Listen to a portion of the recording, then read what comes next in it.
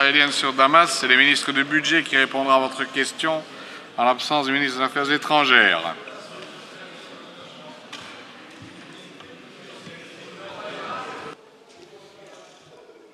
Si Monsieur le Président, si Monsieur le ministre veut bien rejoindre sa place.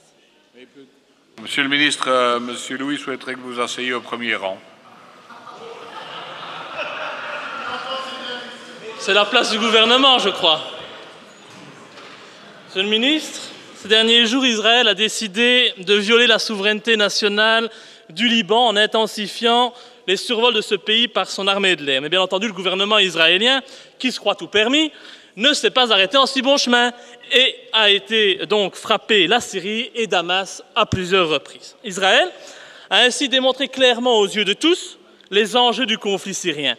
La Syrie subit depuis 2011 une tentative de déstabilisation. Il ne s'agit pas d'une guerre civile, mais bien d'une invasion étrangère.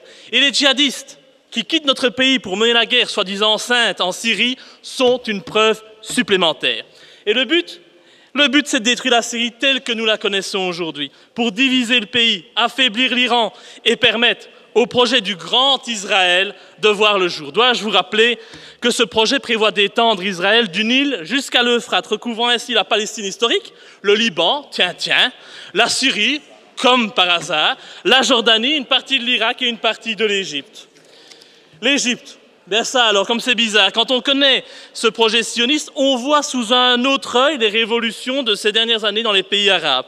La montée au pouvoir en Tunisie, en Libye, en Égypte, d'islamistes radicaux, qui ne sont que les petites mains du Qatar et de l'Arabie saoudite, jouent le jeu de ce grand Israël. Et le renversement du pouvoir laïque Bachar el-Assad pour le remplacer par un gouvernement américano-israélo-islamiste est une étape de plus dans la réalisation de ce projet. Et comme le disait Bernard-Henri Lévy, les printemps arabes, c'est bon pour Israël. Dès lors, face à ce qu'on doit appeler une violation grave de la souveraineté d'un État indépendant par un État voyou, comptez-vous, au nom de la Belgique, condamner les frappes militaires israéliennes en Syrie et exiger des sanctions à l'encontre du régime israélien. Et enfin, Carla Del Ponte a reconnu qu'il était prouvé que les rebelles syriens, que la Belgique et la communauté internationale soutiennent jusqu'à présent, ont fait usage d'armes chimiques, dont du gaz sarin. Et dans ces conditions, en tant que défenseur des droits de l'homme, allez-vous enfin revoir la position de la Belgique et soutenir le président Bachar el-Assad, qui est victime du complot que nous connaissons aujourd'hui? Je vous remercie.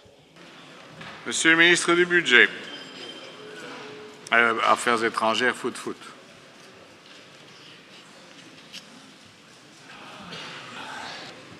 Monsieur le Président, chers collègues, je voudrais d'abord excuser l'absence du Premier ministre à qui la question était posée, ainsi que l'absence du ministre des Affaires étrangères qui avait bien voulu répondre à la question, mais qui m'a demandé de le faire.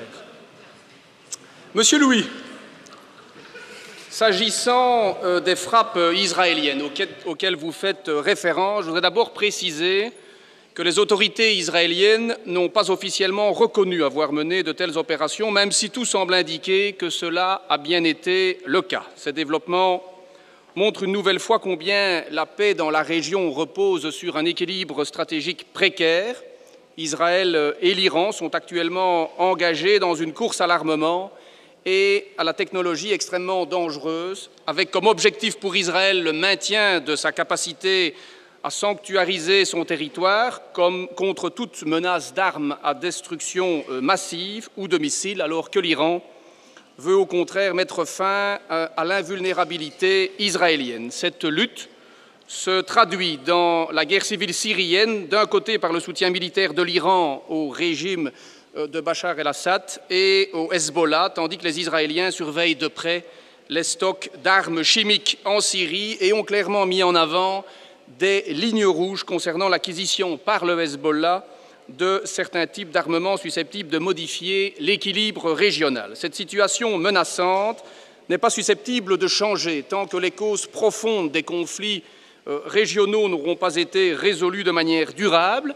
Sur le plan militaire, la région a besoin d'un cadre stratégique stable dans lequel la sécurité de chaque pays et de chaque peuple puisse être garantie de manière prévisible, sur le modèle de ce qui s'est fait en Europe au moment de la guerre froide. La communauté internationale travaille à cet objectif depuis des décennies il faut malheureusement constater que le chaos dans lequel sont descendus plusieurs États de la région, ainsi que les développements récents de la technologie militaire, ont au contraire débouché sur une instabilité de plus en plus grande. Ceci dit, la Belgique, qui suit attentivement ces développements, comme le secrétaire général de l'ONU d'ailleurs l'a fait dimanche, la Belgique appelle toutes les parties à faire preuve d'un maximum de retenue et de calme. Il faut absolument éviter une escalade de ce conflit déjà trop meurtrier pour la population syrienne et très dangereux pour la stabilité de toute la région. Il est toutefois dans notre intérêt et dans l'intérêt du peuple libanais d'éviter que le Hezbollah n'acquiert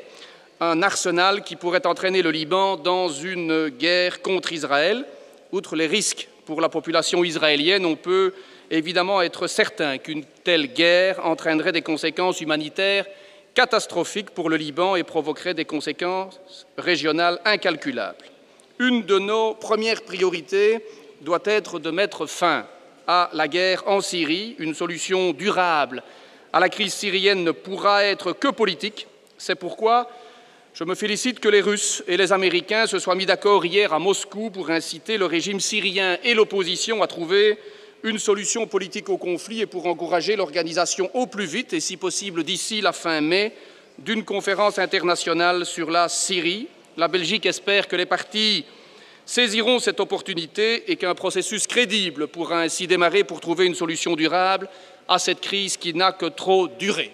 S'agissant des armes chimiques, j'ai pris note des déclarations en sens divers d'ailleurs concernant une possible utilisation par les uns ou par les autres. Même le président Obama estime que les preuves ne sont pas très concluantes. À ce stade, une seule chose est certaine, il existe bien sur le sol syrien des stocks d'armes chimiques et ceux-ci se trouvent probablement encore sous le contrôle du régime. On ne peut évidemment pas exclure que les rebelles se soient emparés de quelques armes ou composantes leur permettant d'en construire, mais on n'a jusqu'ici aucune preuve de cela. La seule façon pour la communauté internationale de s'en assurer serait qu'une commission internationale d'experts puisse se rendre sur place. Malheureusement, le régime Assad le refuse. Merci, Monsieur le ministre. Monsieur Louis.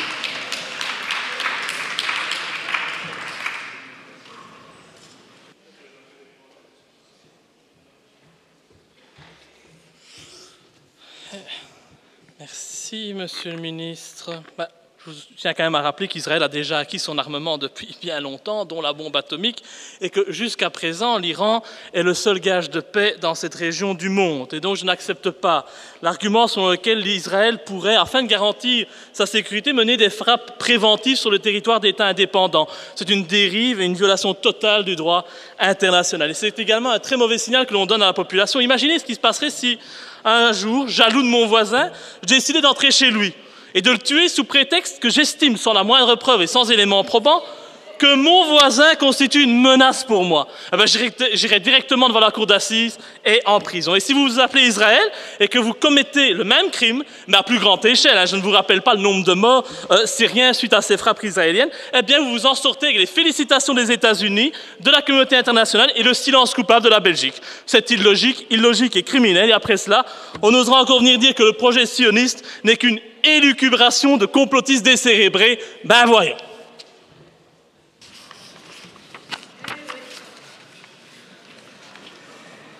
Meneer Van den Berg, voor de vraag aan de minister.